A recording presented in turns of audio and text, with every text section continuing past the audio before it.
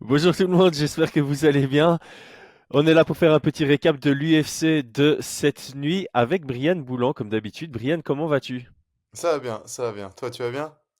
Ouais, écoute, ça va très bien. C'était cool que l'UFC commence un peu plus tôt que d'habitude, comme ça. Moi personnellement, j'ai regardé une partie de la carte avant de dormir. J'ai dormi, j'ai regardé la deuxième partie ce matin en me réveillant. Donc, avant de nous lancer, cet épisode vous est présenté par notre partenaire unibet.fr. Paris sur le MMA avec Unibet. Quelle sera l'issue du combat? Une soumission? Un KO? Paris sur l'appli numéro 1 avec Unibet. 100 euros de bonus sur ton premier pari. Ok, Brian, en off, tu me disais que tu voulais donner ton petit mot sur la performance de Taylor Lapillus, donc on va peut-être commencer par là. Ouais, bah écoute, j'ai écouté votre récap avec Aldric. Je rejoins sur pas mal de choses. Avant d'écouter le récap, moi j'avais noté pas mal de points sur ce combat-là. J'ai trouvé que c'était un très très chouette combat. Comme vous le savez, moi je voyais plutôt Taylor s'imposer. Je voyais un combat serré, hein. On était, je sais plus, sur un 55-45 peut-être. Ouais, Que je voyais, je pensais que mais on a eu voilà moi les points que j'ai notés c'était sur cette question de défaite, hein, qu'est-ce qui s'est passé, où est-ce que ça a pu pêcher et je vais te donner les points, hein, que j'ai notés. Le premier, vous l'avez noté, c'était sur la question des kicks et notamment sur la question des calf kicks qui ont un peu surpris. Surpris entre guillemets, parce que je pense que les calf kicks, si tu t'en rappelles, quand on a fait les pads, il y a un moment où on avait proposé Taylor, tu te rappelles? Il y a ouais, longtemps. Et ça faisait ouais. Bah partie un petit peu de ce qu'on avait noté, que les calf kicks, c'était quelque chose qui passait relativement bien, tu vois. Mhm. Et donc c'était le premier point. Je pense qu'il les a plutôt bien gérés après. Moi, ce qui m'a vraiment surpris, c'est le niveau de Farhat, hein. Il est arrivé ultra préparé. Il l'a dit à la fin, je sais pas si tu l'as entendu, J'ai pas écouté dans l'interview l'interview après. d'après. Voilà, après fight, il a dit que c'était un combat qu'il a pris très très au sérieux parce qu'il savait à quel point Taylor Lapillus était fort. Et je pense que ça s'est fortement ressenti.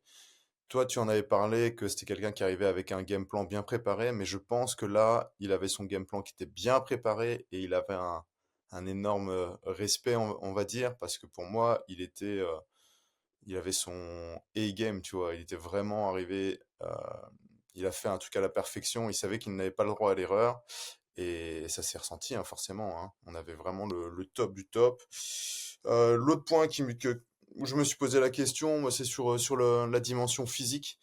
On n'en a pas parlé avant parce que je pensais pas que ça allait trop compter sur ce combat-là, mais j'ai eu l'impression quand même qu'il était un peu plus costaud que Taylor. Et Taylor, on avait parlé avant que ça faisait partie aussi des questionnements s'il pouvait descendre en 57. J'ai eu l'impression quand même qu'il y avait une dimension, une petite différence physique, tu vois, qui a pu jouer aussi dans les frappes, dans la lutte, et notamment sur cette fatigue musculaire, hein, dont je sais pas si tu l'as ressenti, mais je trouvais que sur le deuxième et troisième round, on le sentait un peu plus éreinté, Taylor. Ouais, clairement, clairement. À partir de la deuxième partie du combat, en fait, à partir de la moitié du deuxième round, je sentais que, enfin, en fait, c'était visible. Tu voyais qu'il fatiguait, physiquement, Mhm. mais aussi peut-être un peu mentalement aussi. Le fait que le combat n'aille pas dans la direction que lui souhaitait. On sentait que ça le frustrait peut-être un peu. Bon, là, évidemment, je spécule, c'est ma perception du combat, mais je te rejoins amplement. Pour moi, Farid, sur la deuxième partie du combat, il était beaucoup plus frais que Taylor Lapillus. Ah ouais. Ouais, franchement, c'était assez impressionnant le cardio de Farid. De Farad. Euh, Par contre, tu vois, ce Farid que Bacharat. disait Farid, faut que je mélange les deux en fait. Ce que disait Taylor Lapillus, c'est que on lui a demandé, ouais, ça n'a pas manqué un peu de cardio? Il disait, non, non, mon cardio, ça allait, mais musculairement. Et c'est vrai que bah, quand on dit qu'il y a un cardio, bah, c'est cardio général, tu vois. Ouais. Donc, au niveau respiratoire, il semble que ça tenait très très bien, il n'y avait pas de souci, mais au niveau musculaire, que ça répondait moins bien et que ça lui permettait pas de pouvoir faire ce qu'il souhaitait faire. Donc, il a été éreinté musculairement. Donc, ça, il faut réfléchir aux facteurs. Est-ce que c'est la différence physique? Est-ce que c'est le changement de préparation? Parce que j'ai vu qu'il y avait pas mal de questions qui sont toutes intéressantes, hein, sur ce genre de situation. Est-ce que c'est la dimension physique? L'intervieweur euh, je sais pas si c'était RMC ou je sais pas quoi, qui lui a demandé si c'était son nouveau euh, weight cut. Donc là, il a testé un nouveau weight cut sur ce combat. Est-ce que ça a pu l'affecter? Est-ce que c'est sa manière de s'entraîner qui a changé? Parce que j'ai vu que dans les commentaires, il y en a qui demandaient est-ce que le changement de camp a pu... est-ce que s'il était resté, enfin voilà, est-ce que le changement de camp, de club, ça a pu interférer? Donc les méthodes d'entraînement sont peut-être différentes. Est-ce que son cardio est lié à ça? Donc c'est plein de questions qu'il faut avoir. Mais en tout cas, c'est clair que j'ai trouvé que son cardio a commencé à lâcher milieu du deuxième. Et Mm. voilà. L'autre point, on en avait parlé, la garde ouverte. Ouais. D'habitude, c'est le gaucher qui est avantagé sur la garde ouverte. Donc on s'attendait à ce qu'il soit le plus à l'aise. Mais moi, j'en avais parlé. Je trouvais très très bon Farid en garde ouverte. Il avait un style un petit peu, tu vois, type McGregor. Tu vois, je pense qu'il est Ouais, un peu ouais, influencé par lui. Et on l'a vu, il était très très à l'aise en garde ouverte, Farid Bachar. C'est très étonnant, hein, c'est vraiment étonnant, mais je le trouve bien meilleur en garde ouverte qu'en garde fermée. Je pense que c'est lié à ça, et on l'a vu ce soir. L'autre point que je me suis posé, c'est quand tu fais des synchrones. Il a fait combien de ceintures, Taylor, avant? Bah, écoute, il en a pris 2 au GMC, une à l'ARES et une au TKO avant ça. Maintenant, je sais pas si GMC ce sont des combats prévus en 5 rounds ou pas, Ah, mais ça. en tout cas, Ça, je me posais la question. TKO et Ares sont des combats prévus en 5 rounds. Maintenant, quand il a pris la ceinture contre Maness, je crois qu'il finalise dans le troisième. Et quand il Ouais, a mais pris tu te la prépares ceinture quand même pour contre du synchrone. Penn. Oui, oui, oui, t'es préparé pour 5 rounds. Maintenant, t'es pas testé sur 5 rounds. Pour moi, il y a quand même Non, une bien sûr, différence mais tu te entre les deux, prépares quoi. pour synchrone et tu, tu, Ouais. tu abordes les combats. Et ça aussi, c'est tout que je me demande si des fois, quand tu passes dans du synchrone, revenir à du 3 rounds, c'est pas les mêmes intensités, tu vois. Et Hmm. peut-être qu'il a été un peu surpris sur ce type Ah, d'intensité qui peut fatiguer, hein, parce que quand t'as un gars qui rentre, tu vois ce que je veux dire? ouais, ouais, je te coupe une seconde juste pour valider Ouais. qu'au GMC, c'est 2 décisions qui gagnent et c'est 2 fois en 5 rounds. Donc, au-delà de la préparation, il avait l'expérience sur 5, enfin, il a l'expérience Ouais, sur 5 ouais, rounds et sur cette intensité-là. Ouais. sur cette intensité. Moi, je vous avoue, quand je fais un 3x3 avec un amateur, des fois, je me fais surprendre parce que l'intensité est encore plus importante que sur un 3x5, tu vois. Hmm. Tu vois ce que je veux dire? Ouais, ouais, Et tout à donc, des fait. Il fois, faut, ça il faut être aussi, ça capable peut de jouer. gérer ça. C'est comme si tu as trois sprints de 100 mètres à faire, alors que toi, tu es habitué à faire 3 sprints de 200 mètres, tu vois. Et sur un Ouais, synchrone, c'est 5 sprints de 200 mètres, tu vois. c'est la comparaison que Et j'allais quand tu es utiliser habitué aussi. à être, voilà, quand tu habitué à C'est le faire des même 5 fois sport. 200 mètres, ouais, Ouais, j'allais dire et c'est le c'est même le même sport, mais si tu sport, en mais gardes sous le c'est. pied, Vas-y. ouais, si tu en gardes sous le pied, ça peut être dangereux. Et donc, toi tu es là, t'en as gardé, tu es habitué à garder sous le pied pour ton 4 et ton 5, et tu te fais un peu avoir parce qu'en gros, il fallait aller plus vite sur les 2 premiers 200 mètres, tu vois. Mhm. Donc ça, c'est l'autre point. Et, euh, et je crois que c'est tout. Garde ouverte, qu'est-ce que j'avais mis? Debout.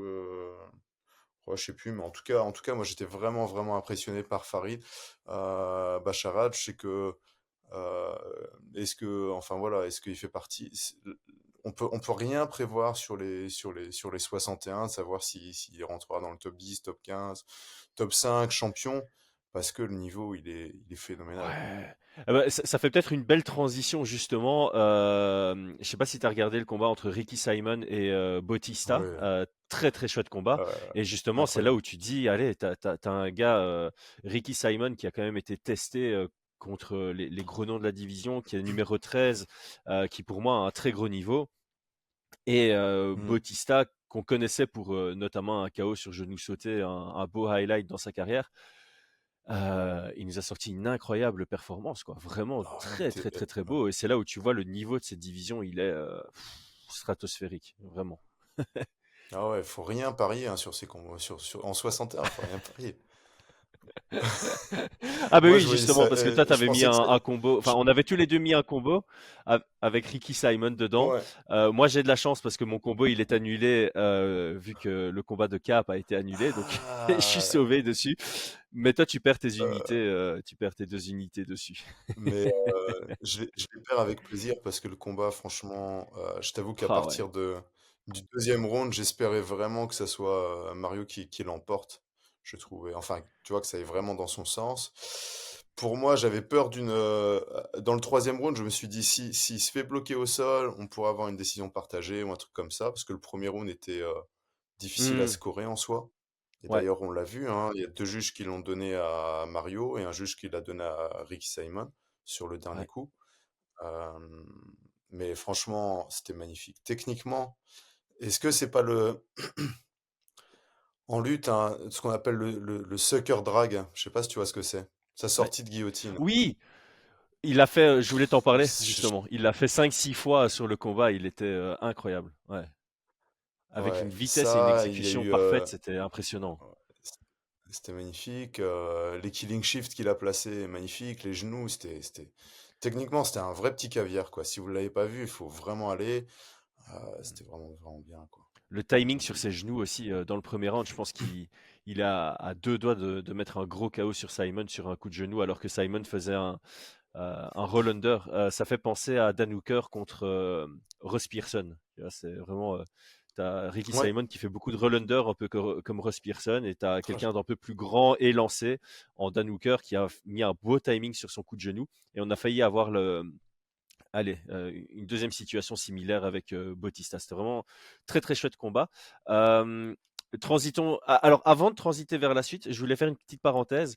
On débat toujours de MMA ici, mais j'avais fait une petite preview sur les combats de boxe anglaise de ce week-end. Donc, félicitations à Christian Mbili qui nous a sorti une très grosse performance en boxe anglaise. Et alors, Arthur Beterbiev qui a été merveilleux aussi. Je sais pas si tu as déjà eu l'occasion de regarder, mais super non, performance non, et pas on espère encore. le voir contre Bivol après. Je conseille fortement. Bon, bref, on revient sur les MMA, mais je trouve que c'était une parenthèse importante à souligner pour les fans de sport de combat. Euh, Jim fucking Miller. Ce surnom lui va bien. C'était Qu'est-ce que c'était? mon deuxième choix, hein, sur la carte en combiné. Ouais, Écoute, moi, c'était celui où j'étais le plus confiant. J'ai eu un petit peu peur. ouais, Euh, franchement,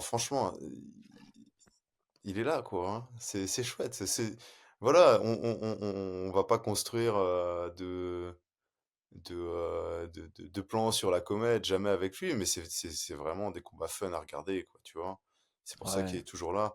Techniquement, j'ai kiffé, j'ai vraiment bien aimé sa stratégie. C'était vraiment un chouette combat. Il a placé aussi un killing shift, tu vois. Il rentre une, deux, il change de garde, il va avec un crochet, un uppercut au corps, tu vois, là.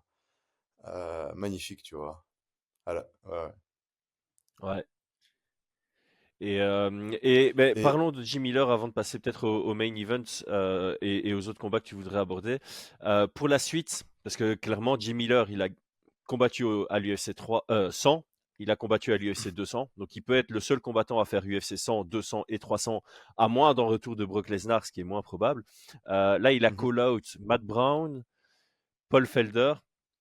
Et j'ai vu quelqu'un sur Twitter proposer Paddy Pimblett. Je trouvais que c'était pas une mauvaise idée. Qu'est-ce que tu Paddy qu'est-ce que tu en Pimblett, il va penses? prendre tous les ancêtres. Ouais, sauf que celui-ci, il est encore très très très dangereux. Paddy, the old man hunter. Le Je sais chasseur pas, de moi vieux, tu sais.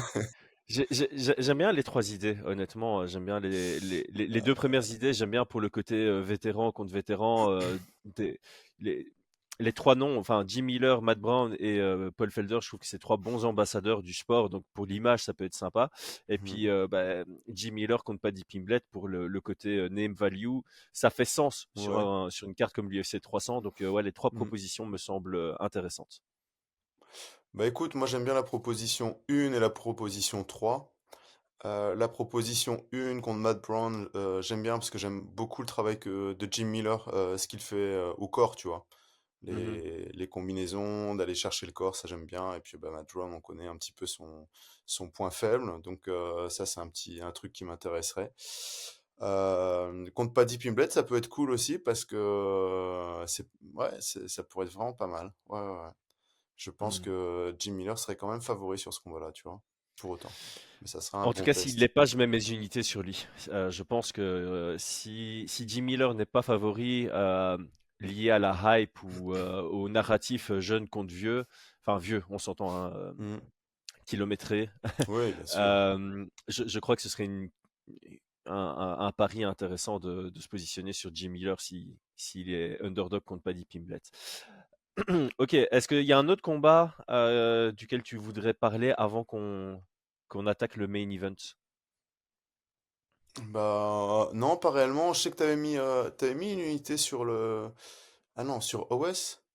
Enfin, pas sur lui, Ouais, mais sur O's, ouais, le ouais, fait que ça allait pas durer. non, non, j'avais justement, OS. j'avais mis un quart d'unité sur O's à la décision. Je savais que c'était ultra Ah, risqué, c'est pour ça que j'ai mis un quart d'unité, mais tu sais, ah. j'étais parti du Mais tu voyais le principe, combat pas durer, toi, non?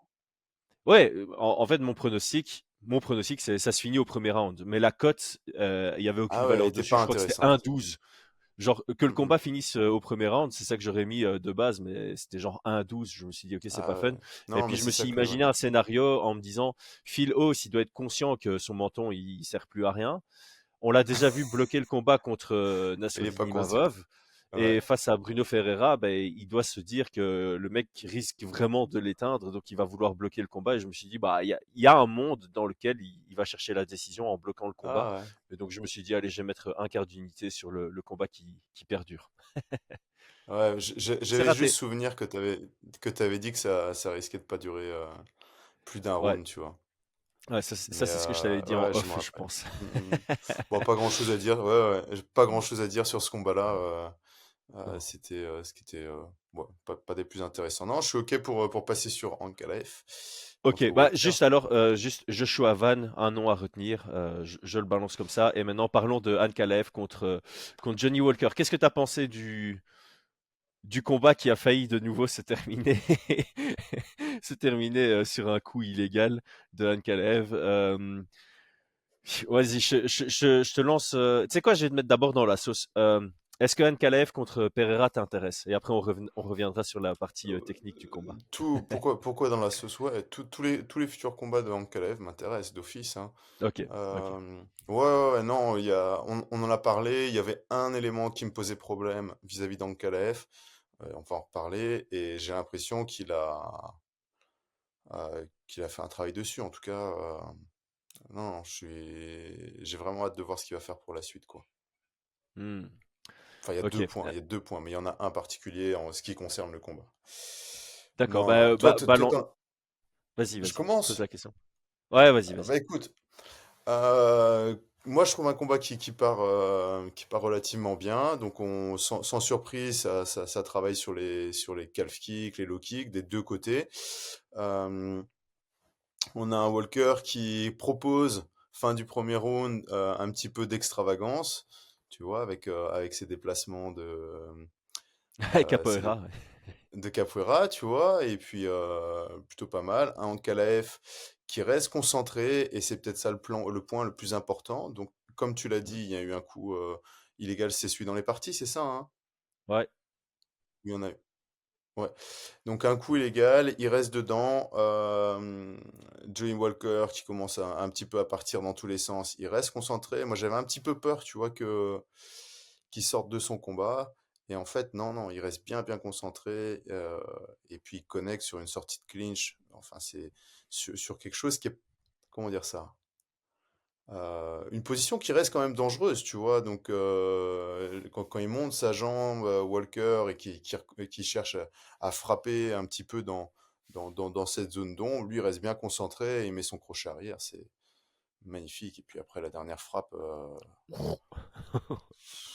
il reste quand même, Walker a quand même un bon menton parce que vu la Ah ouais. patate, la deuxième qui se prend, là, oh là là, moi je pensais tu meurs là-dessus normalement.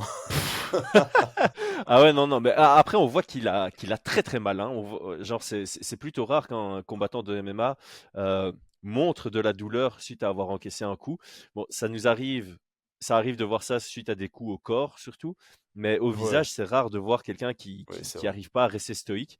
Et là, clairement, tu le vois se prendre le visage et souffrir littéralement de la frappe qu'il vient d'encaisser. Et ça me paraît logique parce que c'est un parpaing qui vient de très très loin, quoi. Euh, ouais, moi j'ai bien aimé aussi le côté. T'as vraiment cette impression que Kalev est venu avec une stratégie et qu'il a réussi à exécuter cette stratégie, une stratégie qui était bah, de mettre la pression, casser les bases de Walker et puis être patient jusqu'à trouver son ouverture. Donc ça montre aussi une confiance en le fait qu'il allait trouver son ouverture et il l'a trouvé dans le deuxième round. Donc voilà, c'était comment dire, sobre et propre, si on peut dire ça Sobre comme et ça. propre. Tout à fait. Ouais, Et c'est vrai qu'on avait plutôt parié sur une stratégie où il irait chercher la lutte et le sol, tu vois. Et en ouais, fait, non, il est resté confiant qu'il trouverait son ouverture debout. Bon, après, il restait encore des rounds derrière, tu vois, pour si ça n'était pas allé réellement dans son sens. Et mm, ouais, sobre, propre. Et je pense que c'est important. Je pense que c'est important pour la suite de sa carrière, parce que moi, mes craintes vis-à-vis de lui, ça a toujours été un petit peu son mental, tu vois, euh, de, ouais, de, de, de rester dans le combat, d'être concentré, de pas chercher entre guillemets d'excuses, tu vois. Et ouais. là, et la manière dont Walker, tu vois, quand il prend un coup, il dit ouais, regarde la caméra, ouais, tu vois, ça peut, en tant que Ouais, ça peut combattant, te dire perturber. oh là là, te rappeler de mauvais souvenirs. T'as eu un no contest sur une décision euh, du docteur un peu étrange, on est d'accord. Ouais. Vraiment étrange, tu vois.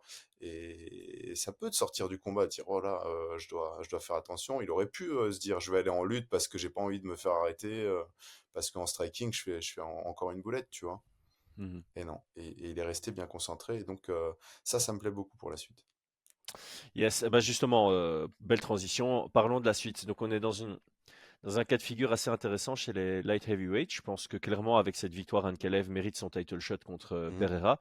J'ai un tout petit peu moins apprécié son interview. J'ai vu une bribe d'interview où il laisse entendre que contre Pereira, il n'utilisera pas sa lutte et ce sera un combat debout. J'espère que c'est du mind game et que voilà, il compte rentrer dans un éventuel combat avec Pereira avec un objectif quand même de lutter, ne fût-ce qu'un peu, pour changer la dynamique. Euh, Ici, on est dans une situation où l'ancien champion Jamal Hill a laissé sa ceinture vacante parce qu'il s'est blessé. Mhm. Petit clin d'œil à John Jones, hein, tu devrais faire pareil. Euh, on ne sait pas encore quand revient Jamal Hill, mais s'il revient maintenant, est-ce que Jamal Hill prend la priorité contre Pereira ou bien Ankalaev combat? Est-ce que tu as une préférence? Euh, Bah écoute, préférence, ouais, je t'avoue que je suis un peu plus hypé par Jamal Hill quand même, hein. Mhm. Euh, Ça d'office. Je pense que quand tu laisses la ceinture comme ça pour une blessure, pour ne pas bloquer la division, je pense que tu dois quand même avoir entre Une guillemets récompense. Ouais, la priorité et ça doit être logique, tu vois. Ça ouais, doit être logique. Tu reviens, t'es fit, tu recombats pour la ceinture directement. Donc ouais. bon, moi Je c'est suis deux arguments entièrement qui font d'accord. que sinon ça va pas. Sinon tu fais non non, je garde la ceinture, etc. Tu vois. Ben c'est ça, c'est ça. En fait, l'UFC se doit de lui donner le title shot quand il Ouais, revient, parce que sinon, ouais, les futurs champions qui seront dans sa situation se disent, ah ouais, non, mais quand Jamal Hill a laissé sa ceinture vacante, bah, il a bien dû sûr. refaire ses preuves.